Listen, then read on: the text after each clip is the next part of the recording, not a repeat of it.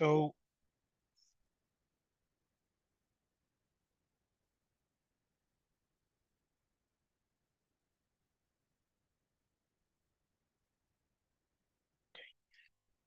okay, I think we're ready now. So let's start.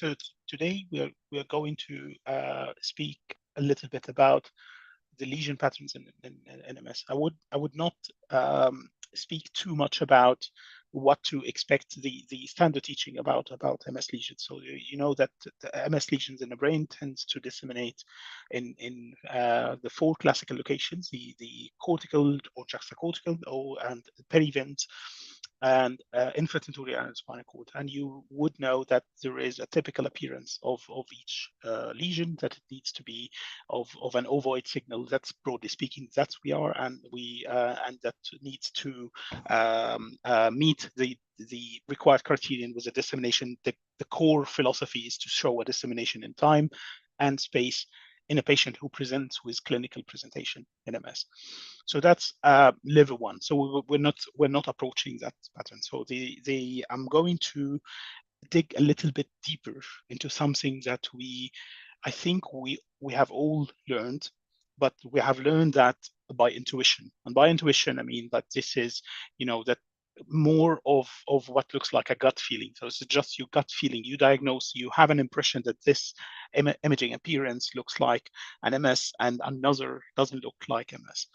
So let's start by that question, that simple question. So what do you think which imaging appearance? It's just a couple of slides, which is not ideal. So you will always make your judgment by a full study and a full clinical data. But let's for just to demonstrate the point, which side, so which image do you feel that this is MS? Is it the image on the right hand side, the image on the right, or the one on the left? You may you may just mention that on the chat if you would like to. And definitely you have the luxury just to unmute and say.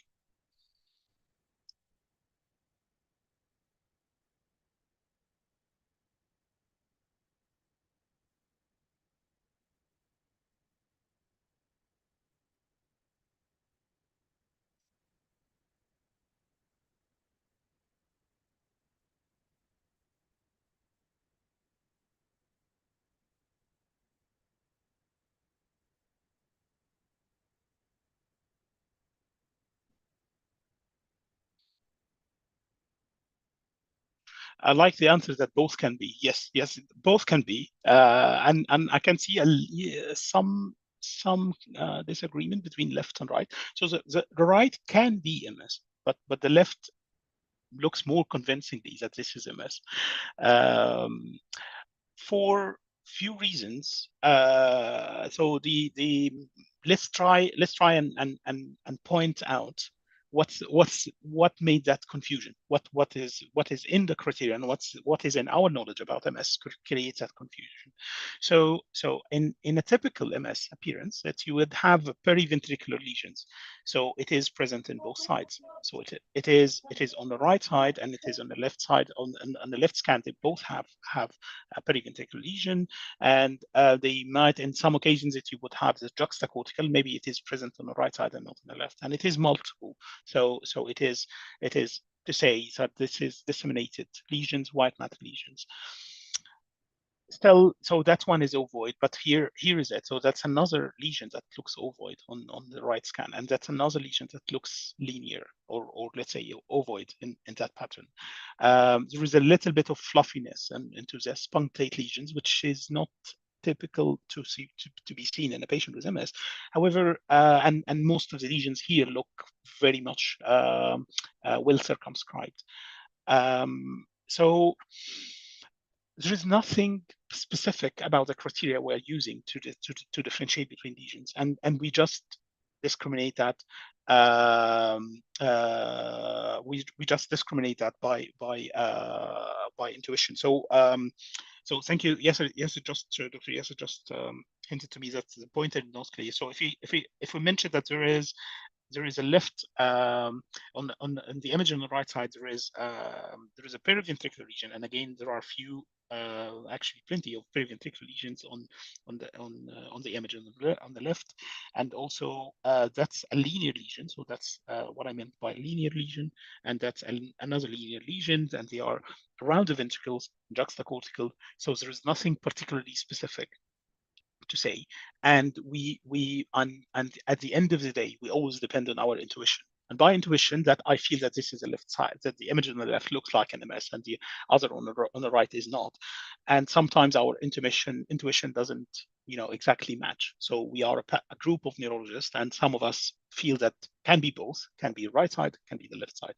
So there is one good reason that it is the image on the left, because I brought the images, and the one on the left belongs to an MS and the other is not.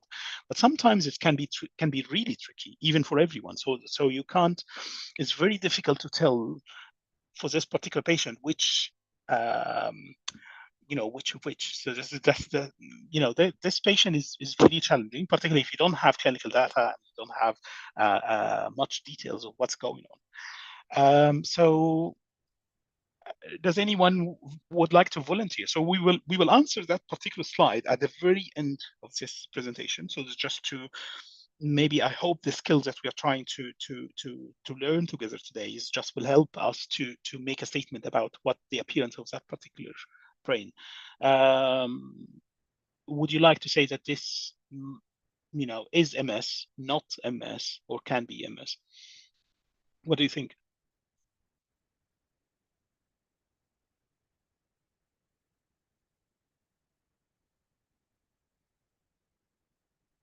Okay.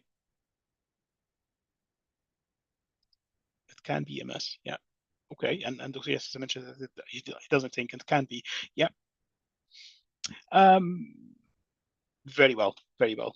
Just maybe keep an answer. So try to keep an answer until the end of this lecture, and we can contemplate the scan again in ourselves.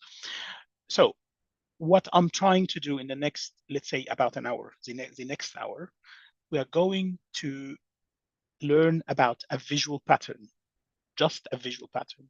Is just making sense of a pattern of lesions that appears in space, in the brain space. Um, if a lesion or if a pathology speaks too much, he must demonstrate. This pathology must demonstrate a pattern.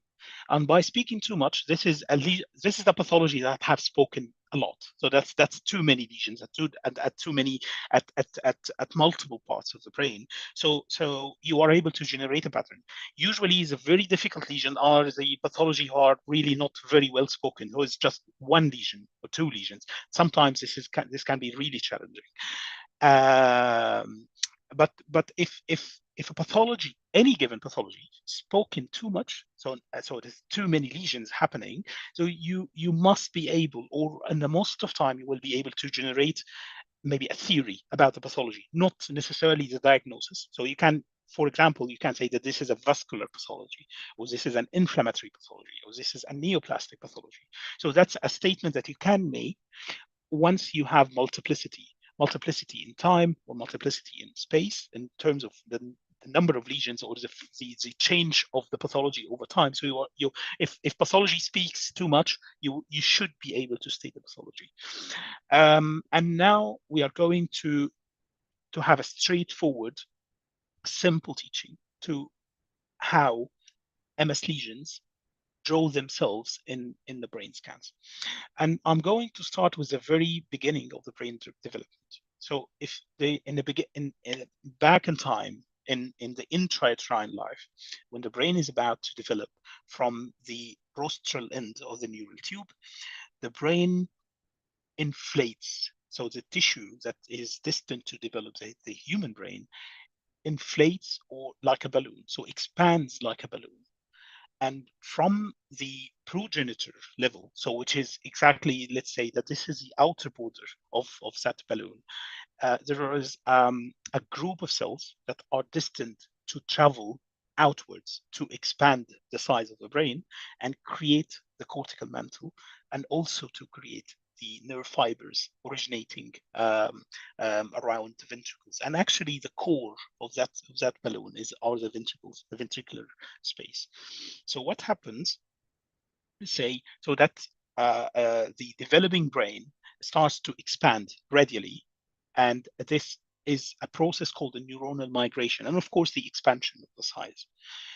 So the process of neural migration is something that we all know about, because it is, for example, it can be a faulty neuronal migration and results in malformation of cortical development with signs that is cortical dysplasia and the multiple developmental and child neurology practices and epilepsy practices you would be familiar with.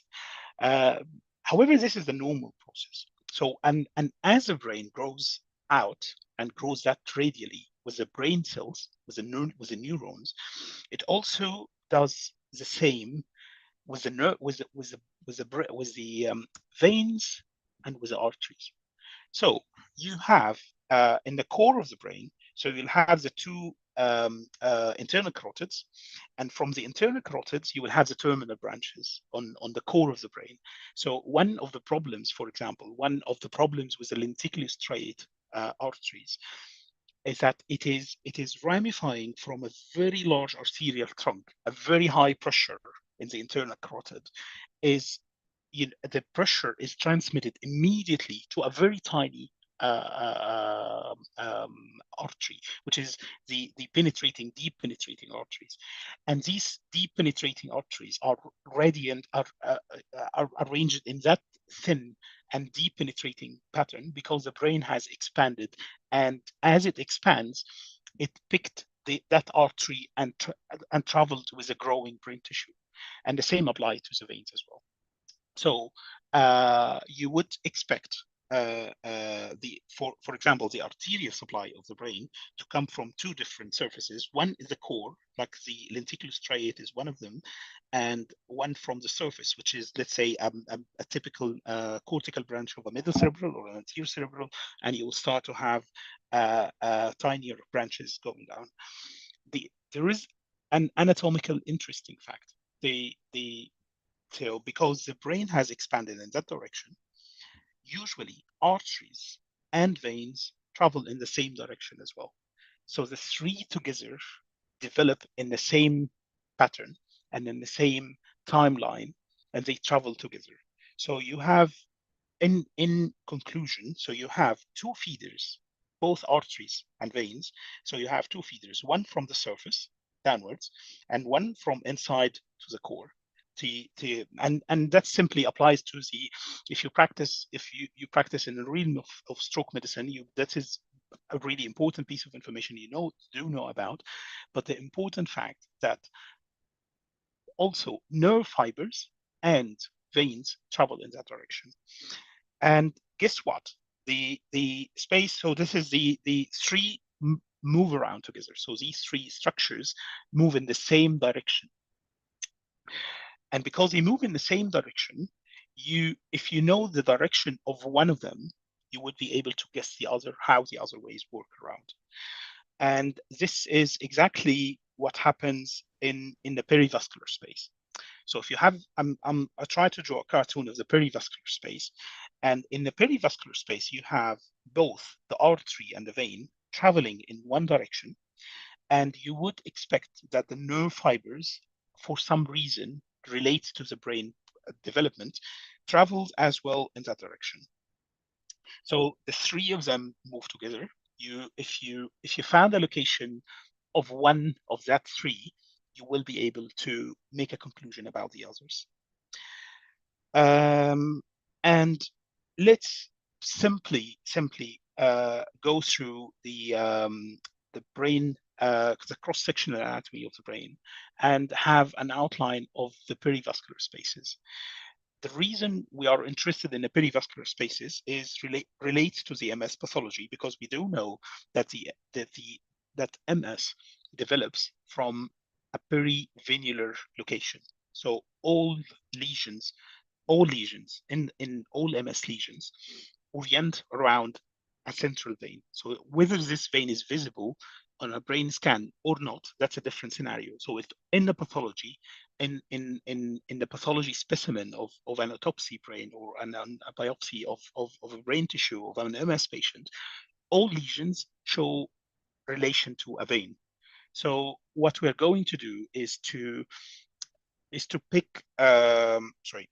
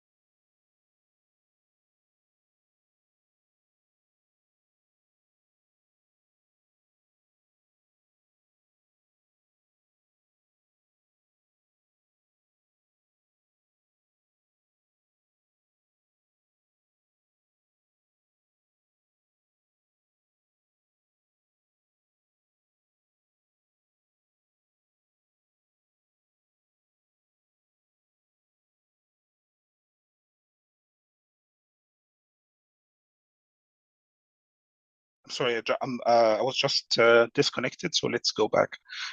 So um, so Dr. Raj is asking about the YouTube channel. I'm going to maybe repost that again rapidly, but we're going to I'm going to repost that on the chat box at the end of the channel. So here is a fact. So if you want to find an MS lesion, you are likely to find it next to a vein. And if you know exactly where a vein is, um, if you know exactly where a vein is, so you're likely going to know the appearance of the MS brain. I'm sorry, there's uh, multiple interruptions here, so let's go back. So we do know that the perivascular spaces can easily be seen or can easily be outlined in can easily be outlined in some of maybe a normal population. So it is sometimes they are dilated, and what I have done is that I have picked a brain scan, a normal brain scan, by the way, so contains multiple dilated perivascular spaces. These lines of the perivascular spaces are simply the perivenular or the venular anatomy or the venular orientation of how the veins orient in the anatomy of the brain in the cross section in the cross sectional brain anatomy.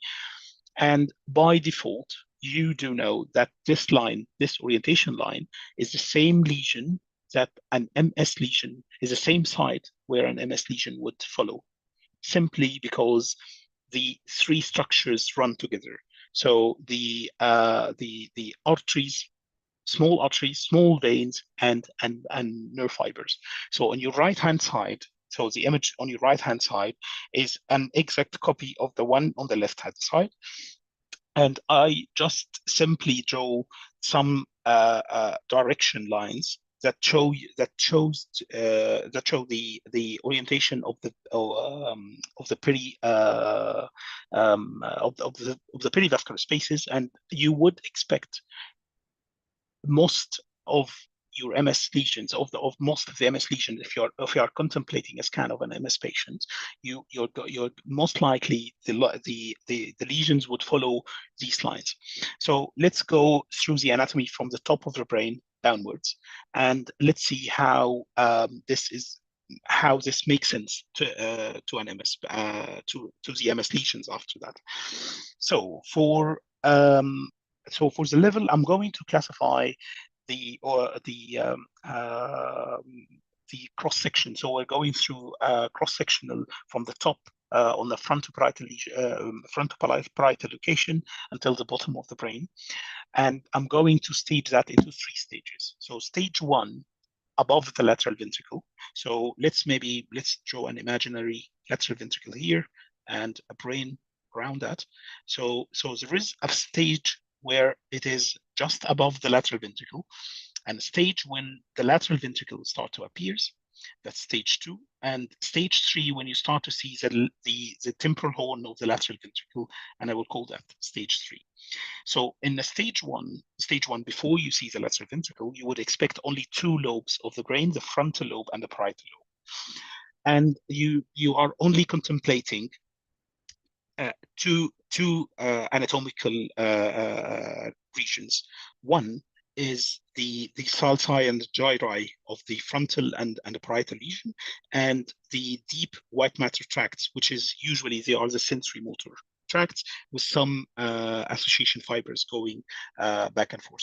So let's clear the pin marking. So what I'm going to show you is how is simply to train your eyes how these perivascular spaces orient.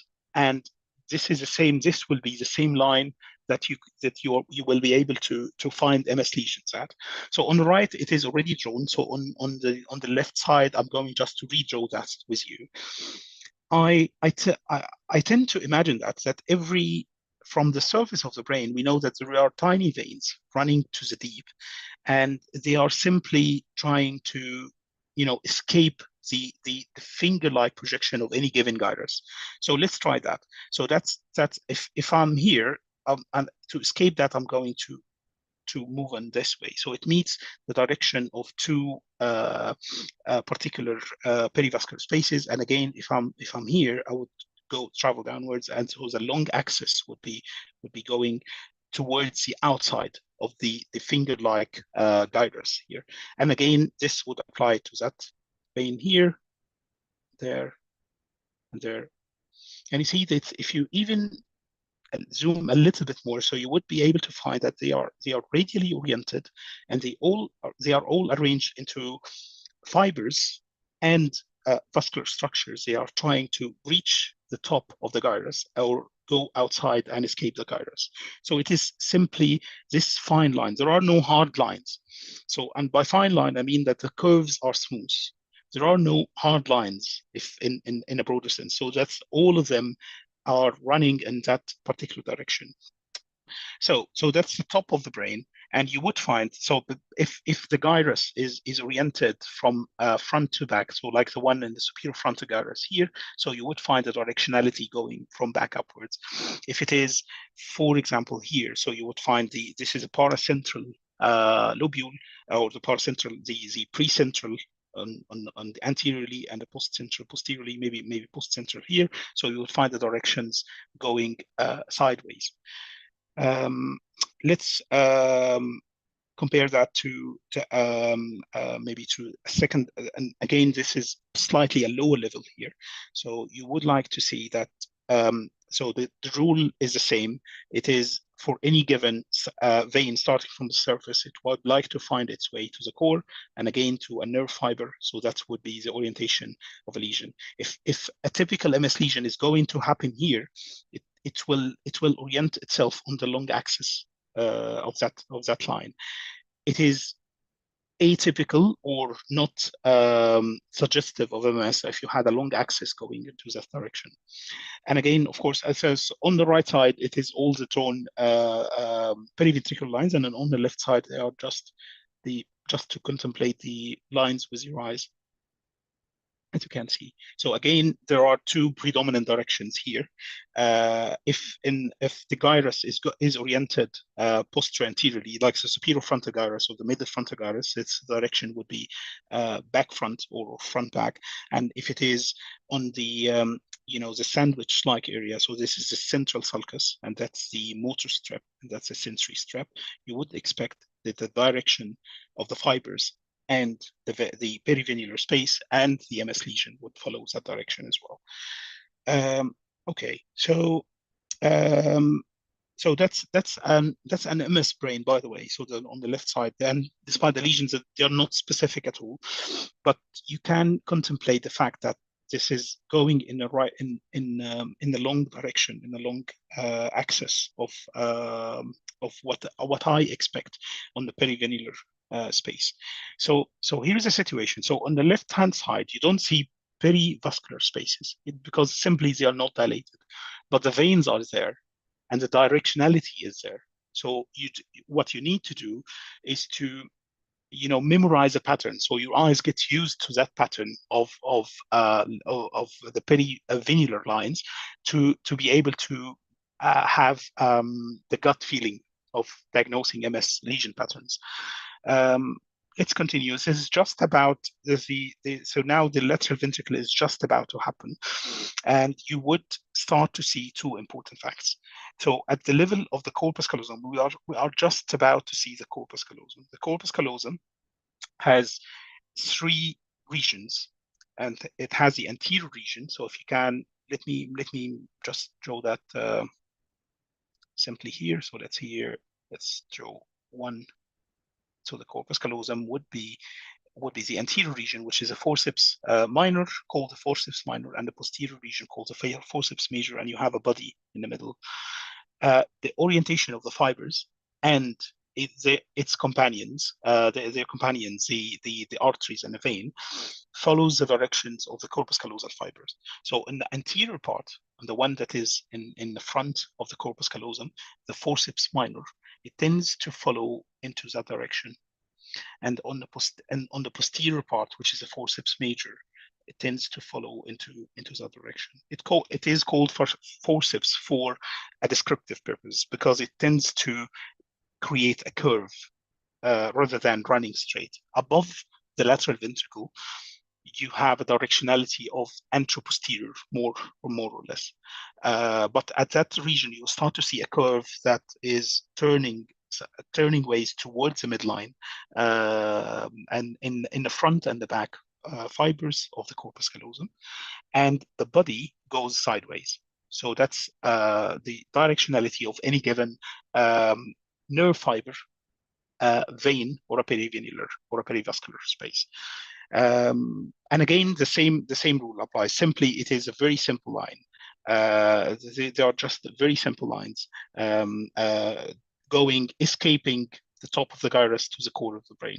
Is whether in the forceps major, this would be forceps minor, it would be curving backwards, and forceps major would be curving backwards in that direction. Let me take off the markings so you can just look at them one more time. So that's how does he appear. Let's move on a little bit more. So let's, sorry.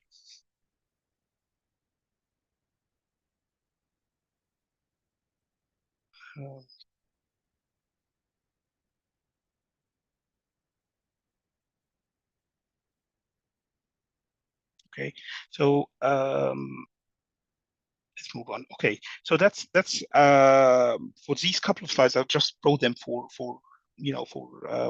simple demonstration. So we do know that we are about to see the lateral ventricle at that level, and there is what looks like a forceps minor fibers and start of forceps major fibers, and in the middle they are the body. The body fibers usually tends to travel in that direction. So that's even again in a very simple slide that doesn't have any specific appearance of MS lesions. This is an MS brain, but the long axis is really coinciding for most of the lesions. For example, it is difficult from one slide to conclude which long axis for this lesion is, but for the rest, they do follow the rule. It's very simple. So let's compare that to another patient who don't have MS. I would expect that the long axis in the body region would go in that direction. So I don't see, maybe apart from that lesion that goes in the sideways, but in that particular area, I would expect the lines of fibers would go into the forceps major, forceps minor direction. Doesn't happen. And again, I would expect that the long axis of that particular lesion goes this way, but not particularly this way. So I'm not too much confident without stating prior to that, without stating why, but these lesions are not very reassuring that they look like MS. Now, the directionality of the lesions and the pattern of their distribution across the brain, they are not particularly making me confident that this looks like MS. And of course, if you have close observations, there are some leptomeningeal enhancement here in this flare, and that's definitely doesn't happen. in a person with MS. That's a neuropsychoid patient. And let's compare that to in the same level, just the level just above the corpus callosum and just above the body of the lateral ventricle. Here is a very nicely drawn long axis toward oriented around the forceps minor, and that would be another one here, but I would expect that this one follows the body of the corpus callosal orientation. Uh, there are a couple of lesions here that follow the forceps major, and a third one that is along the very nicely long axis oriented towards the forceps major. Some lesions are not the perfect match, so that one is a side, but that one is a question mark. However, the most of the lesions follow the rule, and because most of them follow that pattern, so this pathology has spoken too much to demonstrate itself. So that's on the right side. I'm very confident this looks like MS. On the left side, there are lots of question marks, let alone the leptomeningeal enhancement, but there are some inconsistency on the distribution, the formation, the distribution of lesions in the brain substance, not particularly following the pattern I told you about. So here, once you see the lateral ventricle, that's stage number 2. There is a very clear pattern of the 3 directions I told you about. So that's the forceps minor goes this way, forceps major this way, and everything in the middle goes right to left, goes sideways. So, and if you notice, these lines are just simply the perivascular spaces dilated in that particular case. You don't need them dilated once you train your eyes with about, and simply your patients with MS will have to follow these lines. Let's that's again, that's another typical example. So that's a perpendicular lesions to the lateral ventricles. Now you know why, because the vein orients to the its long axis to the lateral ventricle, and that's another one. That's another one, and here is a confluence of lesions. But however, even that confluence is following up the forceps major fibers. Again, that's another MS patient. So that's direction from the body of the corpus callosum goes sideways, and the direction of the veins respect that as well. There are some of them are still on the left side. Even the dirty appearing white matter are curved towards that direction, to the direction of the forceps major. Again, that's another patient. So you would have a curving forceps major fibers, and the long axis follow that particular pattern. In few minutes, we will see how that pattern is simply different in vascular patients or vasculopathy patients. That's again again another level and a different level. When you have the most of the brain tissue in the middle slices of the brain, you would like to you contemplate that there are convolutions on the outside of the brain from the sulci and the gyri. You would expect for any given gyrus, you would expect that the vein coming from the surface is trying to escape that to the core. So it will follow the long axis of the gyrus, any given gyrus, until it reaches the core of the brain. And from the core of the brain, you would expect that the fiber, artery, or vein are trying to reach their starting point from the development, the core of the lateral ventricle. So, and that's simply an MS patient, but there's nothing specific here. But just to contemplate the orientation of the lesions that follows that direction and that simple direction here, despite they are caps. So the periventricular caps are highly non-specific, but the ones posteriorly looks quite convincingly that they follow the MS pattern.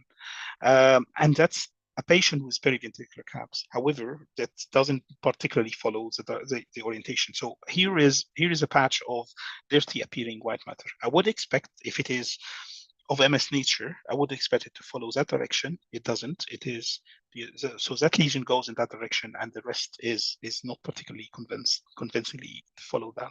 So, on the forceps minor, there is one lesion that follows the orientation of the forceps minor. However, the rest of the lesions don't, and actually these lesions appear agnostic. They don't follow at any pattern. They don't follow the forceps major. So that's definitely not going to be an MS. And it's the same. It is a different level of the same patient who has a leptomeningeal enhancement. Interestingly as well, so if we know that the very outer part of the brain, the vein or the fiber is trying to escape from the surface of the brain to the core, so it needs to follow the long direction of the gyrus, and these lesions deep inside, they don't particularly follow that.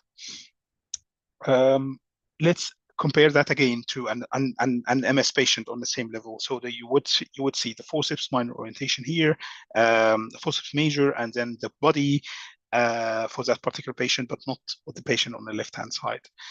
And the same story. I'm going to tell the same story through the rest of the levels of the brain. So we had these fibers trying to reach the forceps major, but here there is the lower part of the cortex, occipital cortex, and the lower parietal lobe. So they are trying to reach the lateral ventricle in a broad sense. Let's replicate the same story. That's another MS patient. So that's a forceps minor here, and that's even a dirty appearing, but follows the forceps major in that direction. And that's another level. Same story. The particularly when you go beyond the body of the lateral ventricle, so that's when at that stage, that's a stage 3, when you start to see the trigonal part of the lateral ventricle, or you are done with the body of the lateral ventricle. So you are now having, broadly speaking, you're having the two forceps, the front forceps, the forceps minor, and you have the backward forceps major, and simply the fibers would follow that direction. This is a very weird looking brain scan, so this is not, you don't need to be confident at all in making an MS diagnosis, but however, that directionality here might suggest that to you. And that's another MS patient. And also this particular area is very heavily myelinated part of the brain, and tends to have multiple involvement to MS lesions.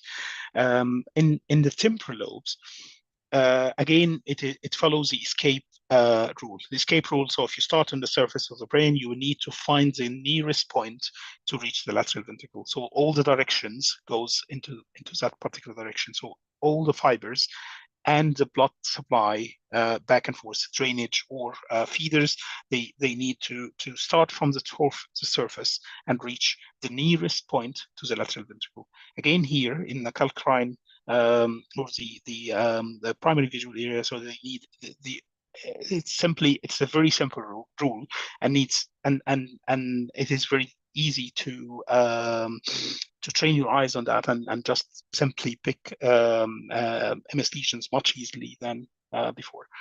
And here is another MS slide into that location. So that's the long axis of all the lesions are following up the escape rule. So you start on the surface and try to reach the nearest point towards the to reach the lateral ventricle surface. So that's another MS patient. And again, that particular direction is for a long axis oriented onto into that perivenular orientation or radial orientation of the fibers. I would expect, for example, a vein that started on the surface here to reach the nearest point of the lateral ventricle would follow that direction here. And again, it would follow that direction here. Let's, practice. And again, these are the caps. That's a replication of the same rule. But I just wanted to cover the whole width and breadth of the brain. Let's do some practice just for the sake of time. It's the same rule applies on the coronal plane. So you also, when you are contemplating coronal scans, you do know that there are, so that's the corpus callosum. So the fibers are trying to reach the other side. That's part of the body of the lateral ventricle. And again, the very simple rule: starting on the cortex or starting on the surface of the brain, you need to reach the nearest point to the lateral ventricle where you originally started, whether you have been a nerve cell, a vein, or an artery. So that's a very simple rule to follow. So it's just a few slices to demonstrate that fact. And again, that is the tip of the posterior horn of the lateral ventricle, and it's just all the fibers follow that rule. And to the very common famous rule that we do know about, which is the Dawson fingers. Dawson fingers are another example of how starting on the surface, traveling down to reach the lateral ventricle surface. This is something, a consistent pattern that happens in people, in lesions to people with MS. Okay, so we will now start to practice. I believe this would be the fun part of this presentation. So here is another pattern that I would like you to know about. So if you have any given, let me just maybe choose a different color. So if you have most of your lesions on the core of the brain here, let's see, yep, let's do that. So if you have the core of the brain here, so that area in the core, sparing the rest of the brain, you have a pathology that starts in the core, which is arteriopathy, and particularly hypertensive arteriopathy is a common example. Again, that starts from the fact that the internal carotid has a very high pressure, and there is no chance to downgrade or gradually taper the gradient to the lenticular striate. So when you have a high blood pressure, any hypertension is likely to have a drastic effect on the integrity of these vessels, and they tend to degenerate earlier than the rest of the vessels of the brain. So if you have a deep white matter lesions, and only deep, they are simply hypertensive heart disease, or I'm sorry, hypertensive small vessel disease.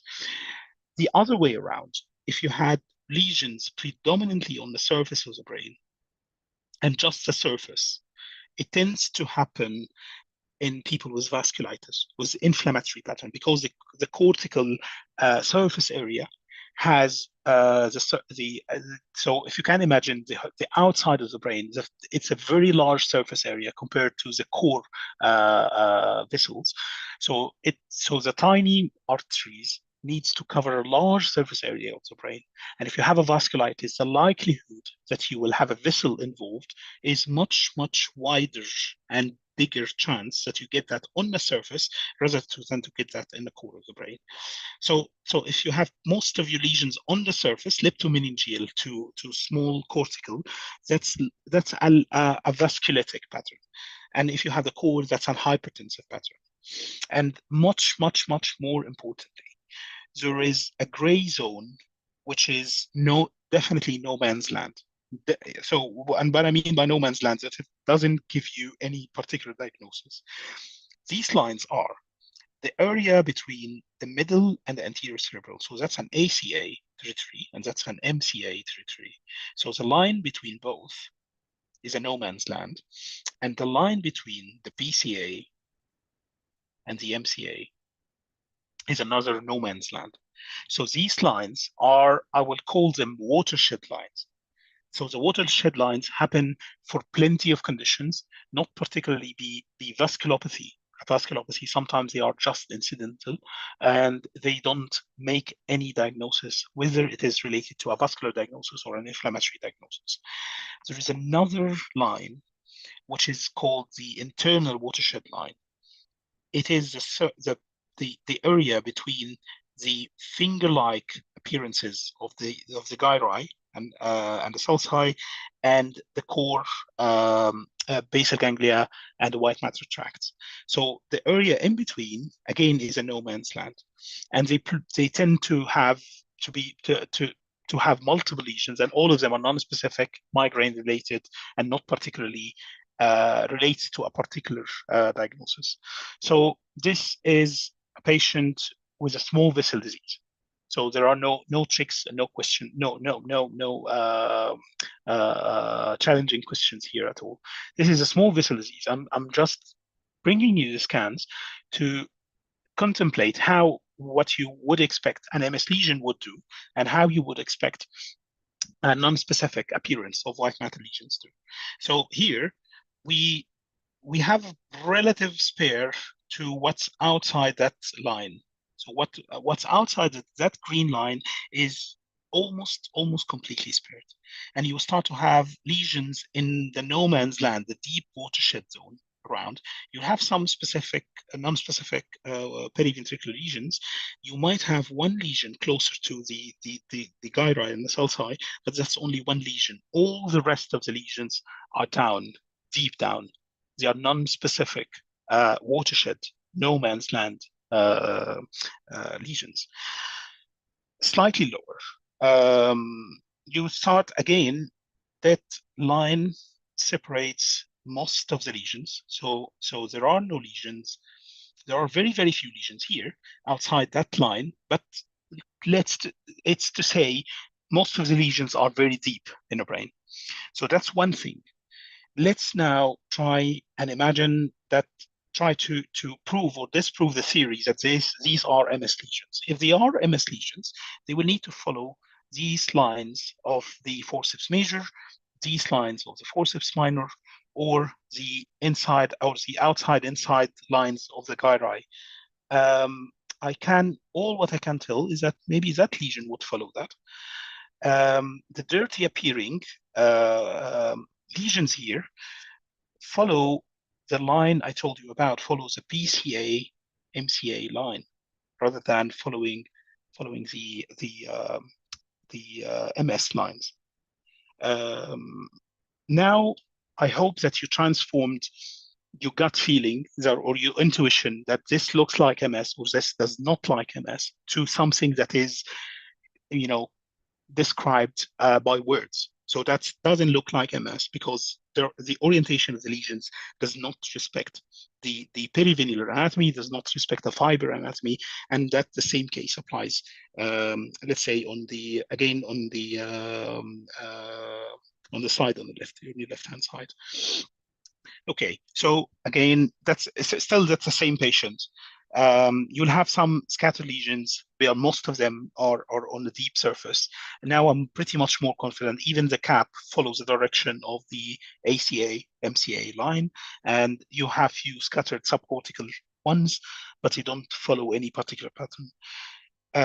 And again, if you had that level of lesions, if you had that amount of lesions, the chance that if it is an MS patient, the chance that you get most of the lesions will be around the periventricular or just the cortical for any given lesion on its own. So if we just had a focus into that particular lesion, you can never tell that particular lesion never happens in MS. So it can happen in MS, but most of the lesions in that particular patients of MS, if you have that lesion, so I think they are no less than 80 or let's say 100 lesions.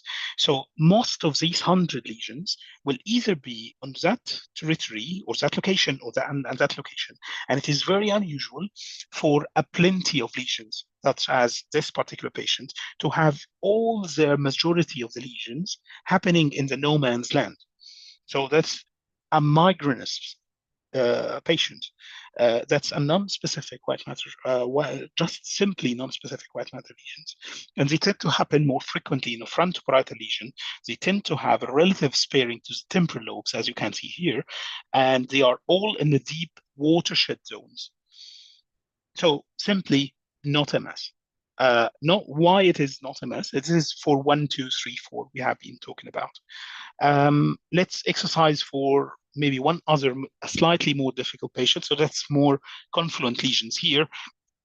So you have, a mixture now. So because the lesions are more confluent, I wouldn't say that this is a migrainous, of course, but let's say you have some lesions that are closer to the finger projections of the sulci and dry eye, but still most of them are not particularly involved. Here as well, here is, yeah, so some lesions here are involved, but the rest are not. They are in below the projections. They are not just within the lesion, within the convolutions and the finger-like projections of the sulci gyri. They are majorly spared. And you start to see the first confluence you start to see is something to do with the subcortical region. There's still few of them reach closer to the sulci gyri, but you are stating about the overall appearance. The overall appearance is just you have plenty of, or majority of subcortical, with one or two reaching the subcortical level. And here is a bit of a challenge because the lesions looks well outlined, which what MS lesions would look like, and some of them maybe attached to the lateral ventricle. So that's some of you have white matter changes around the lateral ventricle, and actually some of them follow the white matter the long fibers of the gyri here. Even more difficult, so you can find some lesions that might follow the forceps minor here. You can imagine that, that is a line that connects the forceps major. It's about to connect the forceps major. You can see some. Do you agree with me that you might find that some similarity to what happens in MS? What do you think?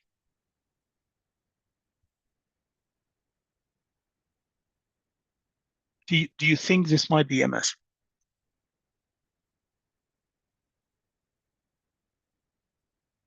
Yes.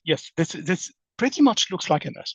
Pretty much, or at least very closely resembling what happens in MS.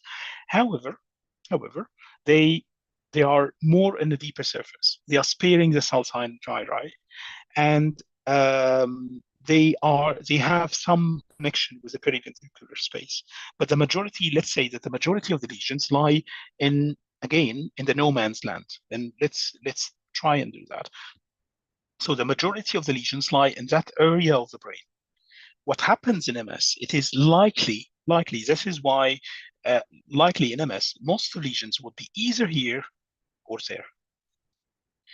So, of course, I do agree with Dr. Muhammad Saluli. Yes, the confluent are tricky, but these confluent ones, not by their own suggest MS. But if they follow overall, I'm not specifying any single lesion, the overall patterns of the lesion, the overall distribution of these lesions doesn't follow MS. If I would expect MS, they would follow the red zones. Predominance, the majority of the lesions, let's say the largest area of lesions, the most involvement of these areas would involve either the very large core outside or the ventricular surface. Why is that? Because we do know the fact that it orients around the vein, and the likelihood that they start around where the vein starts to join the brain, whether periventricular or cortical and juxtacortical. So the overall pattern, so the lesion appears confluent, they follow the white matter fibers, but they are more into the deeper compartment. Why does that happen? Because this guy has a well-established arteriopathy, a form of small vessel disease. Why a small vessel disease can be tricky when it is confluent? Because it is an arteriopathy, and the artery lies within the perivascular space. So that's why sometimes it can be tricky, because it will follow the pattern, but because it follows the artery in that instance, and the pathology is following the artery, and it is not following the vein, as in MS case. However, it tends to involve the less well-perfused areas of the brain first, which is the core area of the brain. Compared to MS, the inflammatory cells will tend to flow inside the parenchyma just about the entry of the vein, which tends to happen more on the periventricular space or periventricular region or the juxtacortical region. You can never swear that this is not an MS patient alone from the scans, but at least you have a suggestion. And that's what I'm trying to say here. So it is never to tell that I'm going to say that this is MS or this is not MS from that appearance of that scan. However, this is not convincing me well that this is MS.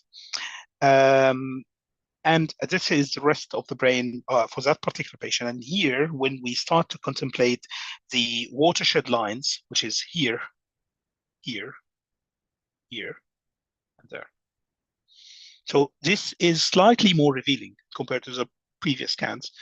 However, I completely agree. This is not the way that you would diagnose an MS or not diagnose MS. But at that stage, you do have an impression. You do have a sense of what's going on. Again, once one of the things that you would appreciate that the most of the MS lesions when they tend to speak too much, like in that particular patient, they tend to involve the forceps minor and major too much, which is not the case here. So when they do involve the fiber, when they did involve the fibers, they were in the distal part of it rather than in the core around the ventricles, and that's something that is not particularly typical of MS. And again here, so you can follow the fibers, but now we know why, because the arteriopathy can follow the line of orientation when it is particularly not the hypertensive type. The hypertensive type start to flourish very much into the core and just the core. Okay, so let's conclude by the very first slide we spoke about. Let's have a look again. Let's ask the simple question and then go to maybe the details of what's the findings. So, what do you think? Do you think this is or can be MS? This can be MS. This can't be MS, or this is MS.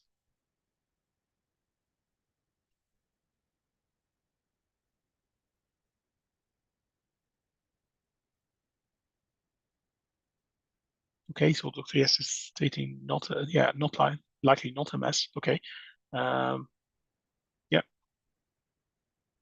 okay,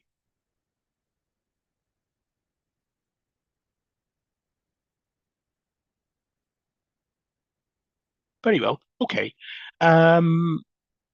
would someone would like to maybe volunteer and say why this might be or might not be?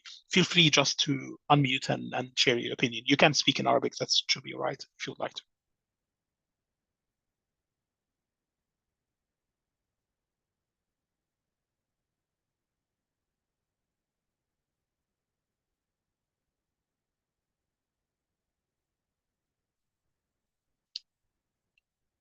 Okay, so most of us on the side of not MS. Yeah, go ahead. كنت بقول يعني إن هو يعني في نقطة إن هو الليجنز معظمها موجود في الديب سبكورتيكال وايت ماتر، مش Okay, جوكستا كورتيكال أو ستريكتلي بيريفنتريكولار. والنقطة التانية اللي هي في كواليتي كده اللي هو السمادجنس بتاعت الليجنز نفسها، يعني بحس إن هي مش اوتلايند، مش okay, اوتلايند أو اللي okay, هو ويل ديماركيتد زي الام اس ليجنز اللي بتبقى اوفال وراوندد، بتبقى okay. يعني So أقدر the أحددها the the, بأربع. the lesion appearance, but I completely agree. This is not an MS patient. So that's to say, so this is not an MS patient. But there is one particular point in the lesion patterns that can tell you that this is not MS. Let's zoom in to that that's the first stage. So in the first stage, let me remind you. So we would need a lesion that orient and on the front and the back of the brain. So it's orient to the front, to the backward, to front or front back direction, or in the middle they may look sideways. So if you have a single sideway, but the rest looks fluffy, so that one might be, and yeah, so it's just maybe that lesion would fit into that, and that lesion would fit into.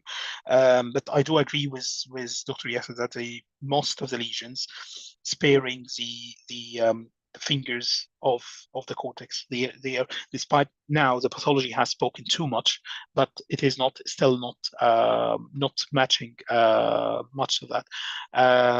That's to say, as Dr. Mustafa said, it's just that it's a no man's land that doesn't belong to any specificity, doesn't have any specificity in that. So switching to the corpus callosum and the body of the lateral ventricle, this is more revealing that this is not MS. I would expect at that level of multiplicity, I would expect some respect to the forceps major. Didn't happen by any chance, and it points toward the watershed zone. Again, that points towards the watershed zone more than to it. And again, even if the anterior cap points toward the watershed line rather than to the forceps minor. So the forceps minor would curve this way and this way. Very unusual to have the main bulk of the corpus callosum spared in that level, at that stage of whatever pathology is happening. So that pathology is florid now in the substance of the brain, and it has to orient into and show respect to the entrance or the portal of entry to MS inflammatory cells and finally the MS pathology. So and again, that's a watershed line here. That's a very nicely drawn here. So you would expect the lesions to follow that line if it is an MS. And again, that's a clear watershed line rather than forceps major line. Of course, these punctate lesions, you can never tell a story out of them, but they still look non-specific, falls within the no man's land. So it's not around the ventricle, not within the fingers projections of the cortex, of the cortical convolutions. Again, this is a watershed line rather than anything else. So that's a biopsy-proven CADASIL patient. There is nothing to tell from the images that this is CADASIL, but there is much to tell that this is not MS, and this might be a vasculopathy pattern to tell the case. So, and to that point, I will conclude my presentation today.